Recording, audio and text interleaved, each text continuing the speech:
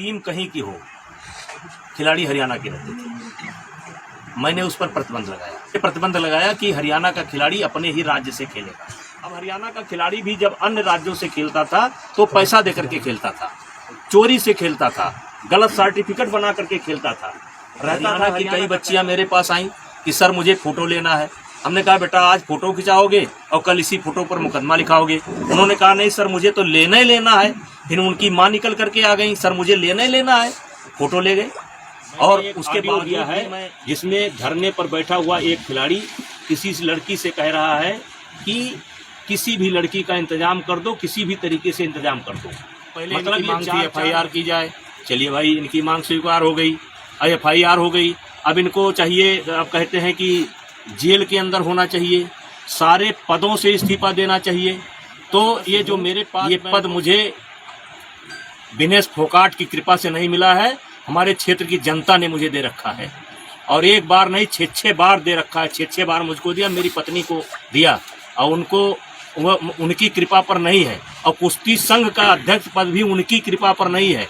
मैं चुनाव लड़कर के जीता हूँ। एक ही परिवार और एक ही अखाड़ा, क्यों हरियाणा के अन्य खिलाड़ी क्यों नहीं? हिमाचल के, महाराष्ट्र के, मध्य प्रदेश के, केरला के, कर्नाटका के, तमिलनाडु के, बंगाल के, आसाम के, देश के अन्य प्रांतों के खिलाड़ी क्यों नहीं? 12 साल से लगातार इनके साथ यौन उत्पीड़न होता है, केवल इनके साथ। वो यौन उत्पीड़न देश के अन्य खिलाड़ियों के साथ क्यों नहीं होता है? केवल एक ही चैंपियन हूँ, तो मैं सबके साथ ट्रायल नहीं करूंगा। सबको लड़ा दो और सबको थका दो, बाद में उसी दिन मेरी एक कुश्ती उससे करा दो, बाद में उसी दिन मेरी एक कुश्ती इनसे करा दो जिससे मैं जीत करके चला जाऊं। मैंने कहा नहीं, अब आपको कैंप में रहना है तो नेशनल लड़ना पड़ेगा।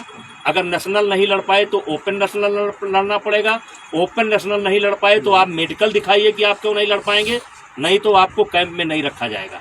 और जब भी ट्रायल होगा तो आपको बाकी बच्चे जैसे कुश्ती करते हैं वैसे आपको जीत करके जाना पड़ेगा। आपको कोई अलग से वरीयता नहीं दी जाएगी। इस बात से ये लोग नाराज थे।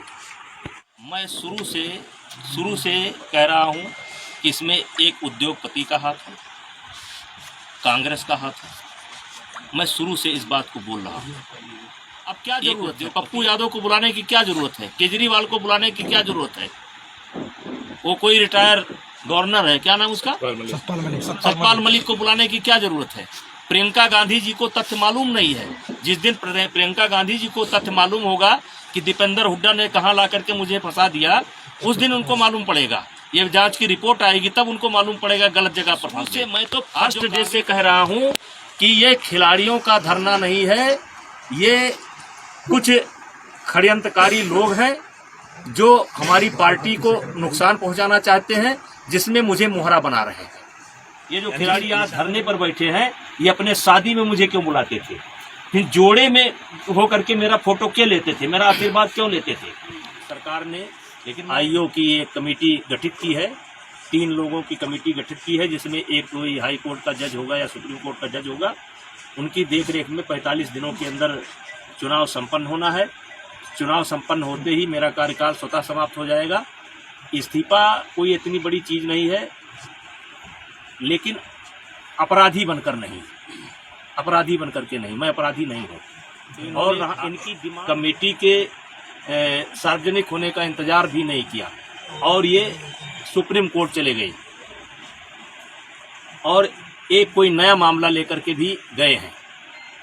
और सुप्रीम कोर्ट में नया मामला लेकर के गए हैं और इन्होंने जिन बच्चों को पहले पेश किया है, कोई नाबालिग मैं नहीं जानता, एक ऐसा हवा में निकल करके आ रहा है कि उसमें से कोई नाबालिग है। तो मेरा सवाल यह है कि उसको जांच कमेटी के सामने क्यों नहीं पेश किया है? दिल्ली पुलिस पर तो कह दिया इन्होंने कि दिल्ली पुलिस पर मुझे भरोसा नहीं है। इन्होंने तो कह दिया कि दिल्ली पुलिस पर मुझे भरोसा नहीं है। इनके बयान आने शुरू हो गए कि दिल्ली पुलिस पर इनको भरोसा नहीं है। और मैं पूछना चाहता हूं, जब आपकी हर डिमांड पूरी हो रही है, डिमांड पर डिमांड आपकी पूरी हो रही है, तो अब किस बात के लिए इस बार जो मामला गया है सुप्रीम कोर्ट में, उसमें मेरे ऊपर आरोप कम है, जांच कमेटी के ऊपर आरोप ज्यादा। खिलाड़ियों का कविता जो, उसमें कोई गलत चीज नहीं है। मेरी कविता जो थी उसमें कविता यही थी कि जिस दिन जीवन के हानि लाभ पर उतरूंगा, मतलब जिस दिन मैं अपने जीवन के हानि लाभ क्या खोया पाया समीक्षा करूंगा।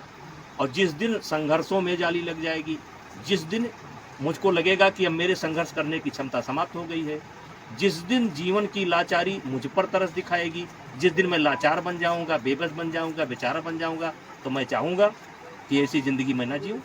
भाई देखिए, मेरा पांतांजलि से कोई व्यक्तिगत नहीं है। मैं देखो मेरा, आप देखिए एक क्रम, एक बातचीत के क्रम में निकला था। और आज आप देखिए नकली खाद्य पदार्थों से भरा पड़ा है, बाजार पटी पड़ी है, और उसमें श्रीमान जी का नाम आता है, तो मैं क्या करूं? 50,000 करोड़ के आदमी है, जिंदा रहने दो यार। मेरा भी तो आरोप घर है, जो आज का मंदिर है उस समय का घर होता है। मेरे गांव वाले मौजूद हैं, जाकर के पूछ लीजिए। मेरा ही घर गिराया गया था और मैं अपने ही घर के गिराने में मुलजिम बना था, वो भी मुकदमा है। उसमें 395 भी है, 397 भी है, 307 भी है। मैं देश का पहला आदमी हूँ। अपना ही घर गिराया गया और अपना खुद मुलजिम बने, और हम मुलजिम बने थे, पिताजी मुलजिम बने थे, चाचा मुलजिम बने थे, पूरा परिवार जेल गया था। और आज आपसे ज़रूर कहना चाहेंगे कि ज़रा उस जगह को जाकर के देख लीजिए और गांव वाले से पूछ लीजिए, पहला मुकदमा वही है। लेकिन एक भी मुकदमे में मुझे 1 घंटे की सज़ा नहीं है। समाजवादी पार्टी के नेता हैं अखिलेश यादव, वो मुझे बचपन से जानते